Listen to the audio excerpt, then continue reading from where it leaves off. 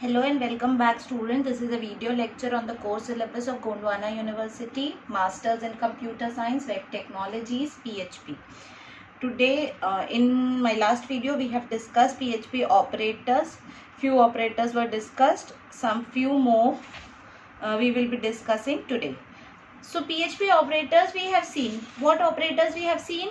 The basics one that are called as arithmetic operators. The next were assignment operators. Later we have studied comparison operators, and now today I will start with something that is increment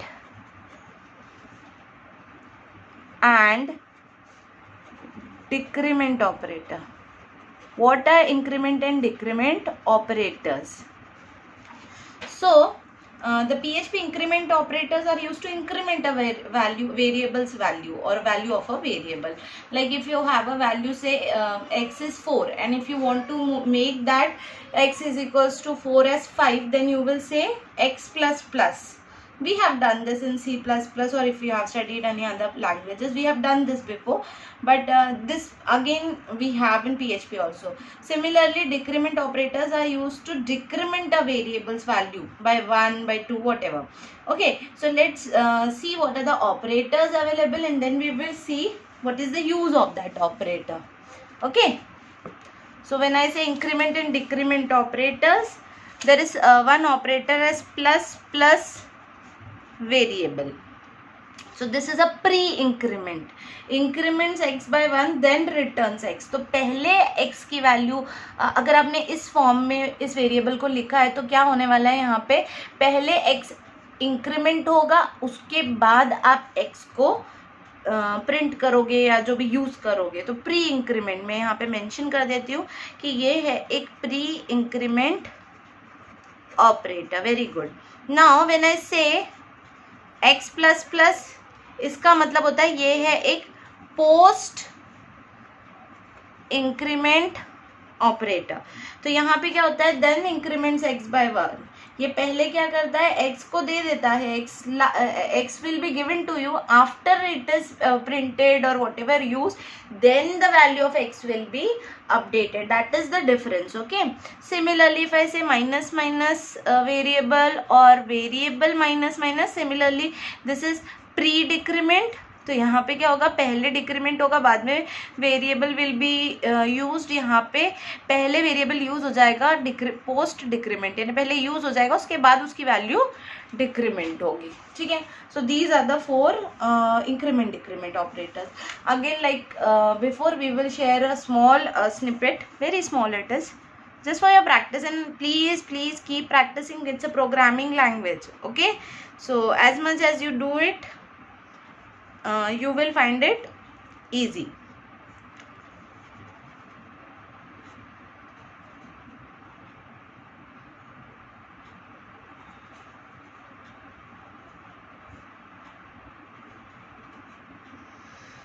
So what will be the value we will discuss. यहाँ पे हमने एक variable x लिया जिसमें 10 को store किया है. इसके बाद हम x को प्रिंट कर रहे हैं as plus plus x. Because you are writing plus plus x, क्या होगा, एको करने से पहले यानी आउटपुट लिखने से पहले 10 अपडेट होगा और प्रिंट होगा. तो यहाँ का आंसर होगा 11, बिकॉज प्लस प्लस प्लस 1. हाँ, प्लस प्लस का मीनिंग होता है प्लस 1. Remember this also. ठीक है. Let's move to the next category of operators. Those are your PHP logical operators. PHP logical operators. तो PHP logical operators are use to combine conditional statement. जैसे हम बोलते हैं ना कि if x is greater than this much and y is greater than this much और x is less than, दो conditions को कंबाइन करना है, तो फिर आप यहाँ पे लॉजिक का यूज करते हो. एंड और not, XOR, these are your logical operations. So let's see what are the different logical operators. ये normally programming में बहुत यूज होता है. जैसे कि आपकी दो कंडीशंस हो, किसी दो कंडीशन को सेटिस्फाई करने के बाद जब हम कोई वैल्यू प्रिंट करना चाहते हो, प्राइम नॉट प्राइम में तो सिंगल कंडीशन आ जाती है. But there are programs where you need to give multiple condition satisfying anything. हाँ, जैसे कि वॉवल्स तो इफ़ योर आप यूज़र से एक इनपुट वेरिएबल लो, फिर उसको चेक करो कि अगर वो ए है या EIOU 5 कंडीशंस में मैच हो रहा है तो वो वॉवेल है, नहीं तो वो कंसोनेंट्स है। तो यहाँ पे सिर्फ एक से बात नहीं चल रही है। If it is a, if your variable is a और इट इज आई और इट इज ओ, और यानी पांचों में से कुछ भी है तो वो वॉवेल कैटेगरी में जाता है। तो यहाँ पे आप एंड नहीं लगा सकते, आप और लगाओगे, ठीक है। let's see this with the help of this operators क्या अवेलेबल है। तो एक एंड है जिससे हम काफ़ी ज़्यादा फेमिलियर होंगे। तो एंड ऑपरेटर का काम क्या है, इसको ऐसे लिखा जाता है x एंड y। अब यहाँ पे x एक वेरिएबल है, y एक वेरिएबल है। मैं यहाँ पे ये बोलना चाहूँगी कि जब हम x एंड y लिखते हैं ना, तो यहाँ पे जैसे हमने किसी को कहा कि Pushpa and Renu, mind my words, Pushpa and Renu tomorrow you are going to give me your books for corrections. तो यहाँ पे क्या हो रहा है कि पुष्पा एंड रेनू स्पेसिफाइज कि पुष्पा और रेनू दोनों को ही, हिंदी में एंड मतलब और होता है, पुष्पा और रेनू दोनों को ही बुक्स देनी है। कोई ऑप्शन नहीं है कि पुष्पा ले आए या रेनू ले आए, दोनों को देना है। तो ये चीज़ याद रखो, जब एंड किसी दो कंडीशंस के बीच में रखा गया है, मतलब दोनों कंडीशंस को एक साथ ट्रू होना है, तभी वो टोटल कंडीशन ट्रू मानी जाएगी। अगर एक भी कंडीशन ट्रू नहीं है तो फिर हम उसे फॉल्स कैटेगरी में डालते हैं, ठीक है। तो ये एक ऑपरेटर हो गया। सेकंड ऑपरेटर इज योर और ऑपरेटर। अब ये और ऑपरेटर का क्या है,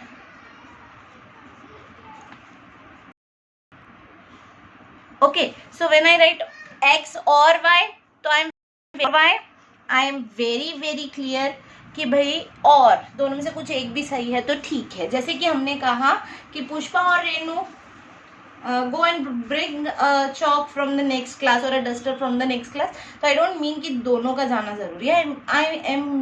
I mean here कि भाई कोई भी जाओ, but एक so any of them can go and bring the duster from the next class। दोनों में से कोई भी जाए, I don't mind, एंड दोनों जाए तो भी कोई प्रॉब्लम नहीं है। तो जब भी हम और लगा देते हैं दो कंडीशंस के बीच में, तो दोनों कंडीशंस का ट्रू होना बिल्कुल भी ज़रूरी नहीं है। दोनों में से एक भी कंडीशन ट्रू है तो it will work for us. तो दैट इज और, ठीक है। If even one is true, this comes under true category. Next आ जाता है हमारे पास और के अलावा हमारे पास एक ये वाला, उस दिन जो ये ऑपरेटर शायद कहीं देखा भी था, ये है नॉट ऑपरेटर। इसका नाम हो जाता है नॉट ऑपरेटर, ठीक है। जब एंड और की बात करेंगे तो कहीं कहीं पे एंड के लिए एम्परसेंट, और के लिए ऐसी साइन यूज़ होती है, but in particularly when I talk about PHP language, and में एंड ही लिखना है, और के लिए और ही लिखना है, बट नॉट के लिए you have to use this exclamatory mark, ठीक है। तो true not means not of x, true if x is not true, ठीक है। तो किसी भी वेरिएबल का नॉट कंडीशन के लिए इसको लगाया जाता है। There are two more operators.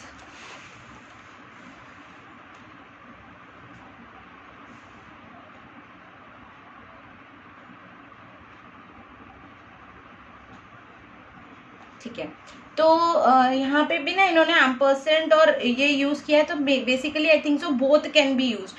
When I say about and, whenever we will be speaking about and, this can also be used and this can also be used. When I speak about or, this can also be used, ठीक है।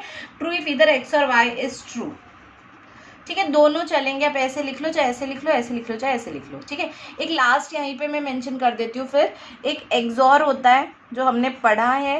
XOR का मतलब क्या होता है कि दोनों true नहीं होने चाहिए, एक ट्रू एक फॉल्स ही होना चाहिए, तभी हम उसे मानते हैं। तो या तो x ट्रू हो जाए या तो y ट्रू हो जाए, बट दोनों ट्रू है तो हम फॉल्स मान लेते हैं, ठीक है। Only either of them should be true, either of variable value to be true, तो वो ट्रू होगा, ठीक है। तो मतलब जैसे अगर लिखा है कि x XOR y, तो यहाँ पे x ट्रू हो या y ट्रू हो, दोनों में से कोई एक ही ट्रू होना चाहिए। दोनों ने एक साथ ट्रू नहीं होना चाहिए। दोनों ट्रू है तो हम उल्टा फॉल्स मान लेते हैं, ठीक है। अब इसी पे एक छोटा सा स्निपेट चेक कर ले। PHP